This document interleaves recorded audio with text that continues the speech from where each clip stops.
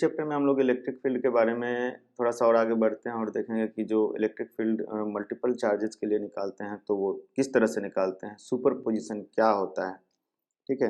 तो एक पॉइंट के लिए जो इलेक्ट्रिक फील्ड होता है वो हमने लास्ट चैप्टर में देखा था कि अगर कोई पार्टिकल हो, यहाँ पर मान लीजिए एक चार्ज है, चार्ज पार्टिकल, और उसकी वजह से मुझे किसी डिस्टेंस पर अगर हमें निकालना है इलेक्ट्रिक फील्ड, इस तरह से सपोज कीजिए इस पॉइंट पर हमें इलेक्ट्रिक फील्ड निकालना है पी पॉइंट पर, तो उसको हमने कैसे देखा था कि it is always radially away, इस तरह से दिखा था इलेक्ट्रिक फील्ड का यहाँ होता है। क्यों? क्योंकि पॉजिटिव, यहाँ पर हम लोग एक यूनिट पॉजिटिव चार्ज एज्यूम करते हैं तो उस पर जो फोर्स लगता है वो इलेक्ट्रिक फील्ड होता है। अब बिकॉज ये पॉजिटिव चार्ज है तो पॉजिटिव चार्ज की वजह से क्या होगा, away from the positive charge, ये इलेक्ट्रिक फील्ड होगा, हमेशा याद रखना है। और यही अगर नेगेटिव चार्ज रहता है यहाँ पर, तो यहाँ पर जो फील्ड हो जाएगा वो हो जाएगा टुवर्ड्स द चार्ज। ठीक है।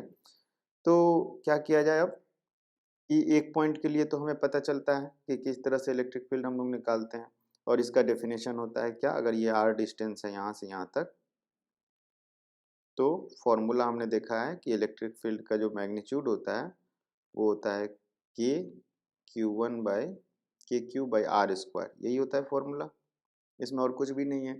के है 1/4 पाई एप्सिलॉन नॉट ये। लेकिन अगर 2 3 4 चार्जेज हों तो किस तरह से निकालेंगे हम लोग, ये देखिए। मान लीजिए आपके पास, अभी सबसे सिंपल वाला केस लेते हैं, एक प्लस चार्ज यहाँ है, एक माइनस चार्ज यहाँ है, फिर एक प्लस चार्ज है और फिर एक प्लस चार्ज। ठीक है। और मान लीजिए कि ये चार्ज है Q1, ये चार्ज है Q2 और ये चार्ज Q3 एंड Q4। और ये जो डिस्टेंसेस हैं ये हमने दे रखा है, हमें दे देना चाहिए डिस्टेंस, तभी जा करके हम सॉल्व कर पाएंगे। ये R1 है, ये डिस्टेंस R2 है और ये डिस्टेंस R3 है। ठीक है, ये है। और किसी x डिस्टेंस पर, मतलब यहाँ से x डिस्टेंस पर आपको पूछ दिया गया है, ये वाले x डिस्टेंस पर इलेक्ट्रिक फील्ड बताइए भाई क्या होगा इन सारे चार्जेज कॉम्बिनेशन की वजह से। इस पॉइंट पर, इस पॉइंट पर, इसका नाम दे देते हैं P पॉइंट। तो P पॉइंट पर आपको इलेक्ट्रिक फील्ड बताना है कि क्या होगा, which is at a distance x from Q2। तो करते क्या है, सुपरपोजिशन प्रिंसिपल क्या होता है वो यहाँ पर आप देखिए। सुपरपोजिशन प्रिंसिपल ये कहता है कि आप इंडिविजुअली जो है सारे पॉइंट चार्जेस की वजह से आप निकालिए इलेक्ट्रिक फील्ड और फिर उनको वेक्टोरियली ऐड कर दीजिए। तो जब आप इलेक्ट्रिक फील्ड इस P पॉइंट पर इसकी वजह से निकाल रहे हैं, मतलब Q2 की वजह से निकाल रहे हैं, तो बाकी के बारे में भूल जाइए, मत सोचिए कि बाकी क्या कर रहा है। और जब इसके लिए निकाल, इसकी वजह, किसी एक मान लीजिए इसकी वजह से निकाल रहे हैं तो बाकी दूसरे चार्जेस के बारे में भूल जाइए और इंडिविजुअली इस तरह से निकाल करके वेक्टोरियली उनका सम कर दीजिए, वही होता है सुपरपोजिशन प्रिंसिपल। तो P पॉइंट पर अगर मैं Q1 की वजह से निकालूंगा तो जैसे मान लीजिए E1 है, सबसे पहले देख लेते हैं डायरेक्शन किसका किधर है। जैसे 1 की वजह से P पॉइंट पर जो होगा वो इस तरफ होगा। क्यों इस तरफ होगा? क्योंकि ये पॉजिटिव चार्ज है और पॉजिटिव चार्ज की वजह से क्या होता है, अवे होता है इस तरह से। नेगेटिव चार्ज की वजह से इधर होगा, फिर इस पॉजिटिव की वजह से इधर होगा, फिर इस वाले पॉजिटिव की वजह से इधर होगा। ठीक है, तो ये डायरेक्शन में हम दिखा देते हैं, ये आपका मान लेते हैं E1 है। ठीक है, 2 की वजह से किधर होगा, 2 की वजह से अट्रैक्ट करेगा तो इधर होगा, Q3 की वजह से रिपेल करेगा तो इधर होगा, और Q4 की वजह से भी रिपेल करेगा तो इधर होगा। ठीक है, तो इसमें हम लोग क्या करते हैं, ई पॉइंट पर लिखा निकालते हैं, तो सारा एक ही साथ लिख देते हैं वेक्टोरियली। ई इक्वल टू क्या लिखेंगे, मान लीजिए इधर पॉजिटिव एक्स एक्सिस और इधर वाई एक्सिस लेते हैं, तो E1 को पॉजिटिव लिखेंगे और बाकी को नेगेटिव लिखेंगे। तो E1 का वैल्यू क्या हो जाएगा, E1 का वैल्यू हो जाएगा के Q1 by R1 plus x का होल स्क्वायर, क्योंकि टोटल डिस्टेंस P पॉइंट का A से इतना ही है Q1 से, और बाकी नेगेटिव हो जाएगा तो E2 को माइनस करके लिखेंगे कितना, के Q2 बाई डिस्टेंस देखिए एक्स स्क्वायर, माइनस के Q3 के लिए देखिए Q3 हो जाएगा R2 माइनस एक्स का होल स्क्वायर, माइनस के Q4 को देखिए, Q4 के हो जाएगा R3 plus R2 minus x, मतलब कि R2 plus R3 minus x का होल स्क्वायर। ठीक है, और ये किस डायरेक्शन में आया, प्लस आई एक्सिस की तरफ, तो इसलिए आई कैप भी डाल सकते हैं इसमें, या टुवर्ड्स राइट लिख देंगे। तो ये आपका सुपरपोजिशन प्रिंसिपल से आता है। मैग्नीट्यूड लिख दिए और डायरेक्शन यहाँ से विजुअली डायरेक्शन देखते गए, कौन सा प्लस होगा कौन सा माइनस होगा लिख डालें, और ये आपका सुपरपोजिशन प्रिंसिपल इलेक्ट्रिक फील्ड लिखा गया। ठीक है, अब मान लीजिए कोई इस टाइप का एक एग्जाम्पल लेते हैं जिसमें कि तीनों लाइन में नहीं है, एक लाइन में नहीं है इलेक्ट्रिक फील्ड। नेक्स्ट एग्जाम्पल लेते हैं कि एक एक्सिस ले लेते हैं, एक्सिस लेने की जरूरत नहीं है, मान लीजिए प्लस चार्ज यहाँ है, प्लस चार्ज यहाँ है, फिर एक प्लस चार्ज, ये इक्विलेटरल ट्रायंगल है। आप सपोज कर सकते हैं कि ये इक्विलेटरल ट्रायंगल बनाता है।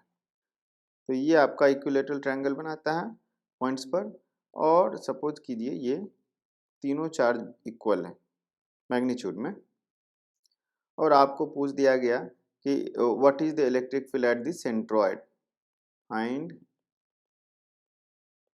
ई एट सेंट्रॉइड। सेंट्रॉइड मतलब इक्विलेटरल ट्रायंगल का सेंटर जो होता है वही आपका सेंट्रॉइड हो गया ये। तो इस पॉइंट पर आपको पूछा गया है कि इलेक्ट्रिक फील्ड कितना निकालना है।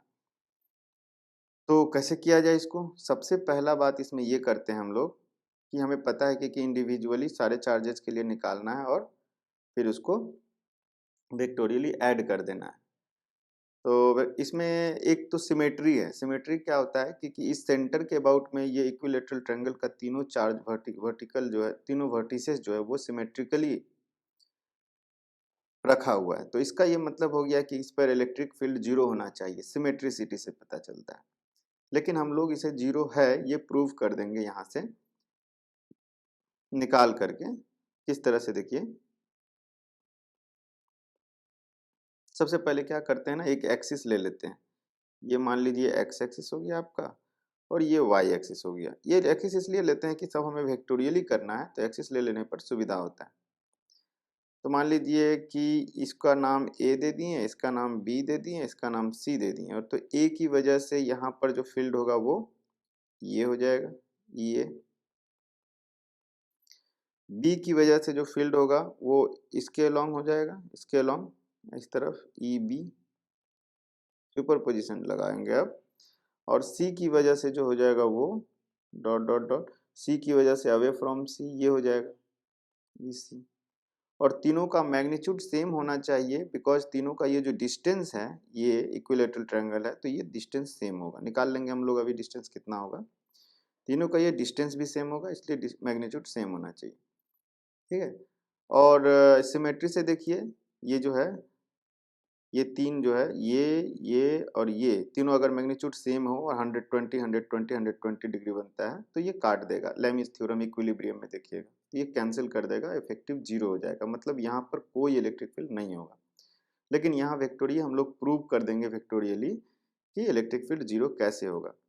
तो मान लीजिए एक्स एक्सिस और वाई एक्सिस ले लिए, तो इन जो है ई ए, ई बी और ई सी तीनों को एक्स और वाई कंपोनेंट में ब्रेक करके देखिए, टोटल ई एक्स भी जीरो होगा, टोटल ई वाई भी जीरो होगा। तो किस तरह से ये ऐसे हम लोग कर सकते हैं, ई ए एक्स जो होगा, मतलब एक्स कंपोनेंट लिख रहे हैं, ठीक है, x component, total x component, vectorial addition कर रहे हैं। एक्स कंपोनेंट ई ए का एक्स कंपोनेंट कितना हो जाएगा, ये एक्स कितना हो जाएगा जी, ई ए एक्स तो जीरो हो जाएगा क्योंकि ये तो वर्टिकली डाउनवर्ड वाई एक्सिस में है, तो जीरो हो गया। ई ए वाई कितना हो जाएगा, देखिए ई ए वाई को अगर ध्यान से देखें तो ई ए वाई हो जाएगा minus K Q by x square. Simply इसमें कुछ भी नहीं है, एक्स डिस्टेंस दिखेंगे क्या है बाद में, ई ए वाई हो जाएगा ये, और ई बी एक्स कितना हो जाएगा, बी की वजह से एक्स कॉम्पोनेंट। तो ये एंगल देखिए कितना है, ये एंगल आपका हो जाएगा 30 डिग्री, ज्योमेट्री से देख लीजिए।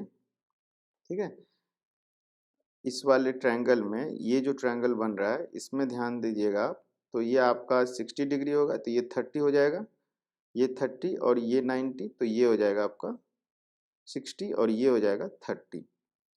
तो 30 डिग्री आप ले लेंगे तो इसका कंपोनेंट हो जाएगा एक्स एक्सिस के अलॉन्ग, वो हो जाएगा ई बी कॉस 30। तो के Q by x square cos 30 ये हम लोग लिख सकते हैं। और इसी तरह ई बी वाई कितना हो जाएगा, E B y equal to हो जाएगा k Q by x square sine 30 plus में है।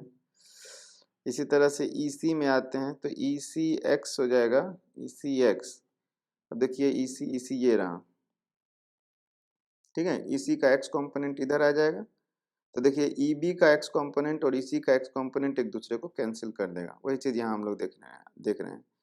तो के Q by x square cos 30, लेकिन नेगेटिव की तरफ है इसलिए इसे माइनस कर देते हैं। और इसी तरह से ई सी वाई कितना हो जाएगा, साइन 30 हो जाएगा यहाँ पर, क्योंकि ई सी है ना, इसका इस तरफ, सॉरी, हाँ ये ई सी है ना, तो इसका इस तरफ हो जाएगा, ठीक है, ई सी वाई हो जाएगा पॉजिटिव की तरफ, तो ई सी वाई हो जाएगा k Q by x square sine 30, ठीक है। अब देखिए इसमें बहुत आसान हो गया समझना आपको, टोटल करेंगे जब तो सबको ऐड कर देंगे, टोटल एक्स को ऐड करेंगे, टोटल वाई को, एक्स को जब ऐड करेंगे तो ये और ये ऐड होगा, ठीक है, तो ये और ये मिलके 0 हो गया, ठीक है, और ये तो 0 है ही। इसी तरह से y में जब करने जाएंगे तो ये और ये काट देंगे एक दूसरे को, नहीं सॉरी, साइन 30 देखिए कौन कौन सा है, ई बी वाई है और ई सी वाई है, ई सी एक्स है और ई बी एक्स है, तो ये और ये एक दूसरे को काट दिए हैं, और ई बी वाई जब हमने लिखा था b की वजह से y एक्सिस में, तो अब क्या करते हैं, टोटल x हो जाएगा E X equal to E X plus E A Y, sorry, E X plus E B X plus E C X, तीनों को जोड़ दीजिए, देखिए कितना है, ई एक्स 0 है और ई बी एक्स है के Q by x square cos 30 और ई सी एक्स है कितना, माइनस ई सी एक्स ये रहा minus K Q by x square cos 30, तो भाई साहब ये टोटल कितना हो गया, 0, ठीक है, क्योंकि ये इसको काट दिया, कैंसिल कर दिया, 0 हो गया। इसी तरह से ई ए वाई अगर निकालते हैं, ई वाई निकालते हैं तो E A Y plus E B Y plus E C Y करेंगे, तो ई ए वाई है minus K Q A Y ना, हाँ minus K Q by x square, K Q by x square, ठीक है, के क्यू बाई एक्स स्क्वायर, फिर इसमें तीनों आ जाएगा, k Q by x square और ई बी वाई कितना था हमारे पास, ई बी वाई है प्लस था कि minus, E B Y plus है तो plus k Q by x square sine 30, sine 30 का वैल्यू 1/2 होता है याद रखिए, और फिर ई सी वाई भी प्लस है के Q by x square sine 30, ये भी 0 आ जाएगा, वैल्यू पुट करके देखिए 0 आ जाएगा, तो इसका मतलब टोटल इफेक्टिव इलेक्ट्रिक फील्ड 0 हो गया, therefore E equal to 0, centre पर कोई नहीं है, और इसको सिमेट्रिसिटी से भी डायरेक्ट बोल सकते हैं। तो इस तरह से आप क्या कर सकते हैं, आपके पास जब इलेक्ट्रिक फील्ड निकालने के लिए बोला जाए तो आप कर सकते हैं। अब मान लीजिए एक और एग्जांपल लेकर के आपको समझाते हैं, ये प्लस चार्ज है, ये माइनस चार्ज है, ये मान लीजिए प्लस चार्ज है और ये है प्लस चार्ज, और आपको बोल दिया गया कि ये जो है एक स्क्वायर शेप ज्योमेट्री बनाता है, all sides are equal to A, तो मान लीजिए सेंटर पर कितना है इलेक्ट्रिक फील्ड, सेंटर पर जब इलेक्ट्रिक फील्ड निकालिएगा A B C D, charge अगर इक्वल है तब तो थोड़ा इजी हो जाता है, बट चार्ज अगर इक्वल नहीं है तो थोड़ा सा कैलकुलेशन बढ़ जाता है। तो आप जब निकालिएगा इसको देखिए, तो पॉजिटिव चार्ज की वजह से मतलब ए की वजह से इधर हो गया इलेक्ट्रिक फील्ड ये, ठीक है। मैग्नीट्यूड क्या लिखना है आपको पता है। नेगेटिव चार्ज की वजह से टुवर्ड्स द चार्ज हो गया इलेक्ट्रिक फील्ड, ये ई बी हो गया। फिर पॉजिटिव की वजह से इधर ही हो जाएगा, ठीक है, 2 बार इधर आ गया, डी की वजह से ई डी भी इधर ही हो गया, और ई सी की वजह से भी इधर हो गया, ठीक है, ये ई सी हो गया। तो ध्यान दीजिए कि अगर सिमेट्री सब कुछ सेम है तो ई ए इक्वल टू ई सी हो जाएगा और ये एक दूसरे को कैंसिल कर देगा, ठीक है। ये इसी कैंसिल हो जाएगा और नेट टोटल चार्ज जो हो जाएगा वो केवल 2 टाइम्स ई बी या ई ए, ई डी या ई बी कह दीजिए, यहाँ पर ई डी भी है, दोनों ये इस डायरेक्शन में आपका दोनों है इस डायरेक्शन में, तो टोटल इलेक्ट्रिक फील्ड जो होगा वो इस डायरेक्शन में हो जाएगा, which is equal to E B plus E D, ठीक है। और E B plus E D को अगर देखिएगा तो जैसे ये कॉर्नर है, ठीक है, अगर ये टोटल साइड ए है तो इसका हो जाएगा ए रूट टू, ये आप देख लीजिए करके।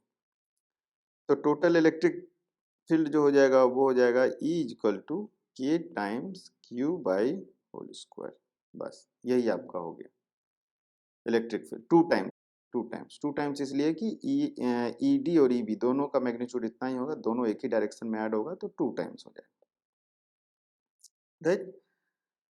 तो इस तरह से किसी भी पॉइंट पर आपको पूछा जा सकता है। ये तो आपने निकाला, अब मान लीजिए कि यही चीज आपको दे दिया गया है लेकिन पॉइंट बदल दिया गया है, ये कि प्लस चार्ज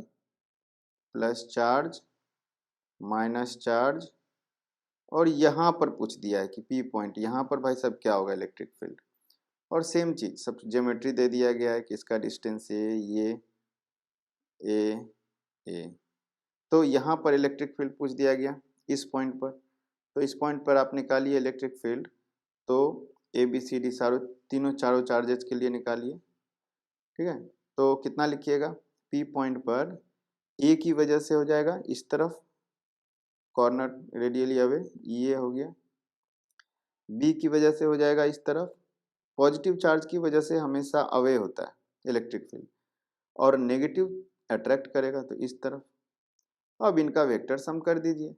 वेक्टर सम करने में कभी प्रॉब्लम हो तो उनको पहले एक्स एंड वाई कंपोनेंट में ब्रेक कर लीजिए और फिर उनका वेक्टर सम निकाल लीजिए।